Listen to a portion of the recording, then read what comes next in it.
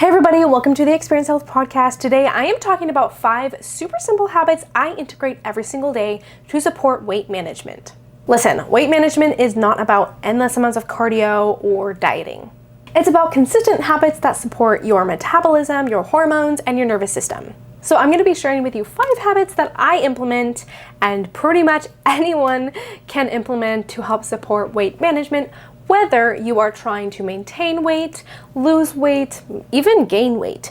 These habits are specifically meant to support your health because the healthier your body is, the easier it is to get to your dream physique, whether you're building muscle, whether you're just trying to lose weight, etc. The first habit that I integrate every single day is walking. Walking is one of the most underrated pieces and I guess habits when it comes to managing your weight and also losing weight, because most of the calories that we burn every single day are not through our workouts. Okay, our workouts take up 30, maybe 60 minutes out of the day, but your overall total daily energy expenditure is for all movement throughout the day.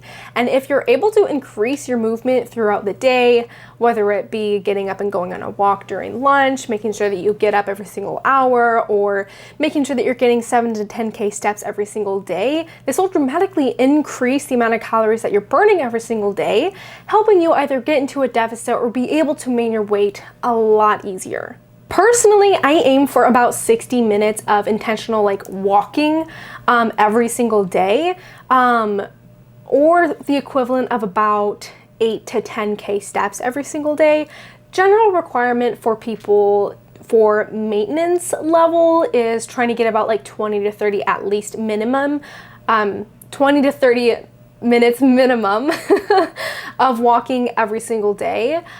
If you do have something that tracks your steps, like an Oura Ring or an Apple Watch or something like that, and you can see your step count every single day, then I would just try to not go below 7,000 steps every single day, as 7 to 10K steps have been shown to be most effective and helpful in supporting weight loss or weight management. The second thing that I do every single day is prioritize protein with every single meal. Blood sugar regulation is a huge component of health and overcoming weight loss resistance especially.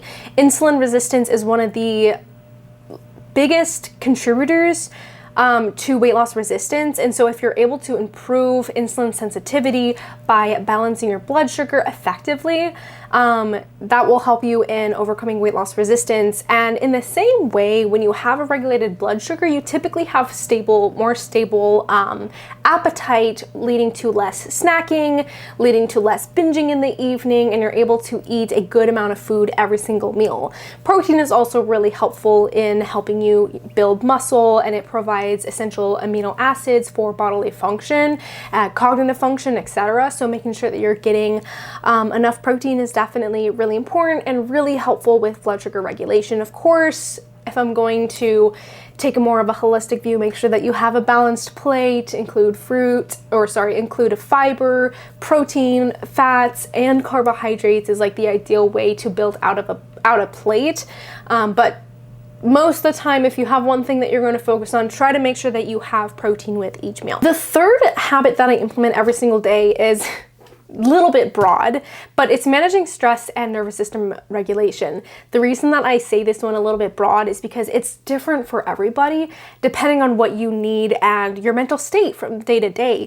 What I do for regulating my nervous system tends to be different every single day depending on my emotional state or what my body specifically needs.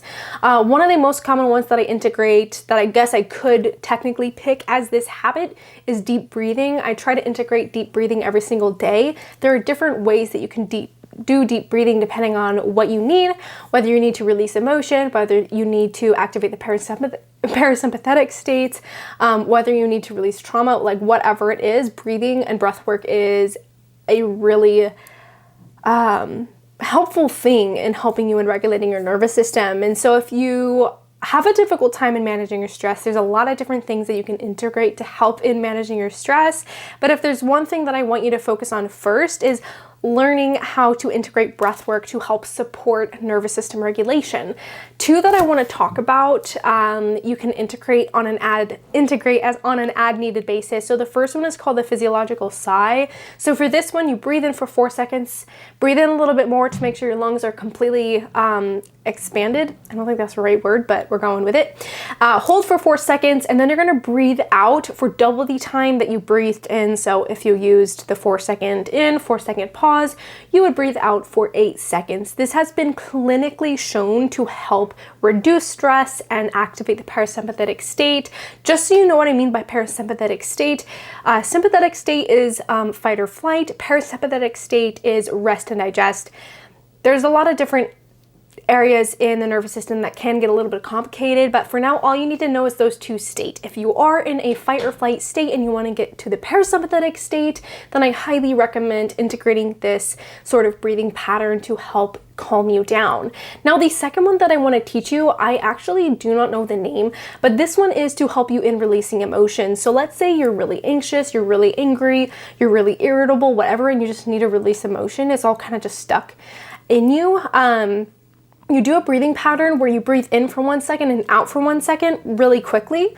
You can do this for however long you need until you feel more relaxed, whether it be like just a few breaths, whether it be 1 minute, 5 minutes, whatever. I don't think I would do 5 minutes though. This could risk hyperventilation. This isn't something that you do for a very long time. This is really just a short-term thing to integrate to help in releasing emotion.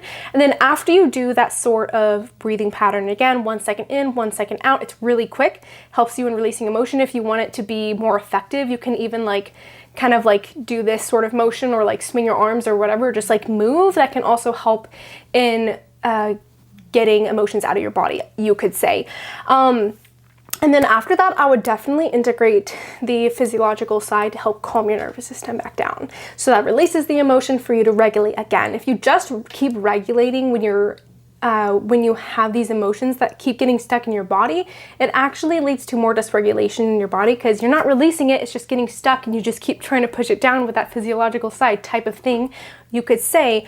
So if you do have those sort of emotions coming up, you do need to release it before you try to get back into the parasympathetic state. That way you're able to actually regulate, not just exacerbate the dysregulation in your body thinking that you're calming yourself down. And number 4, I highly recommend eating every 3 to 4 hours, fueling your body properly. This is one that I wanted to bring in because a huge mistake that I see people make is they go way too long without food, whether it's skipping breakfast, skipping lunch. Most people don't skip dinner, but maybe skipping dinner.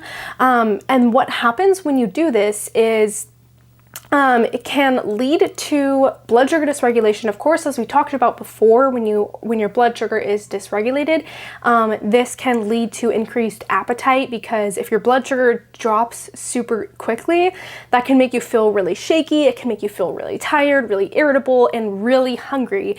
And this can lead to a lot of overeating. And it can also negatively impact your hormones because when you have dysregulated blood sugar and you're not feeling your body properly, this can lead to a spike in cortisol. Cortisol is a stress hormone, which when cortisol is increased, it can spark the fight or flight state, the sympathetic state.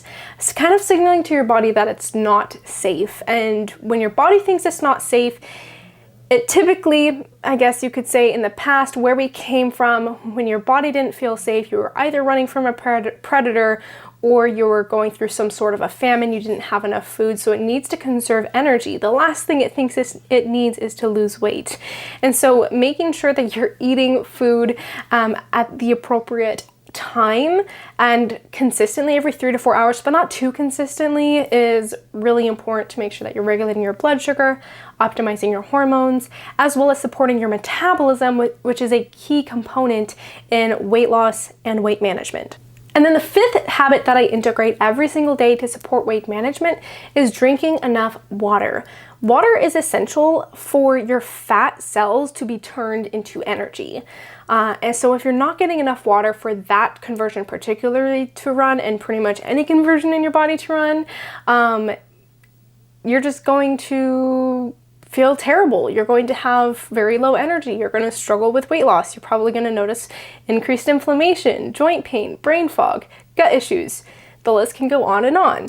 So this is a very simple habit, very simple habit, but a lot of people miss this. A lot of people are not drinking enough water every single day. And I'm not talking about like 120 ounces. I personally drink that much every single day because I'm a thirsty girl, but you don't have to drink that much. Just make sure that you drink more than like 40 ounces of water.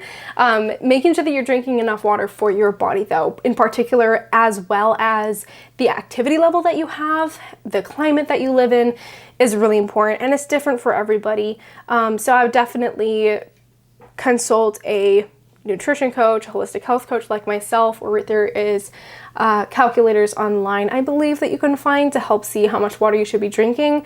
If you don't know, I'd probably just aim around 80 ounces. That's like a good general recommendation for people.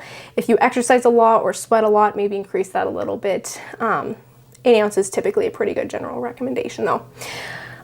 So anyways, those are the 5 habits that I implement for weight management, whether you are wanting to maintain your weight loss, whether you're wanting to lose weight, and or maybe you want to build muscle / gain a little bit of weight. These habits will be really helpful in supporting the health of your body. If you have any questions, let me know. I will see you in next week's podcast.